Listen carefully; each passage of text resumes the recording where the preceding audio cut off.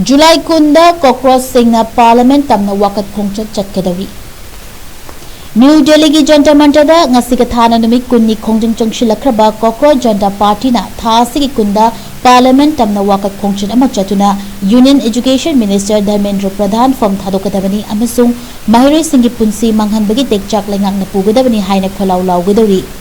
Parliament ki nongjumi from hogadaba numit asida Cockroach Singna chara henduna khongjang changshiliba activist Sonam Wangchuk kalonana Khongchat chatuna mahiroi singda justice fangalu haina demand tawgadori.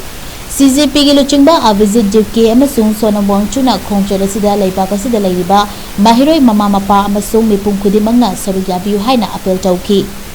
Charak asida chara henduna khongjang changsilakiba Sonam Wangchuk ki haksang sontharakpa kalonana kilo 3 makhairom hantharakre.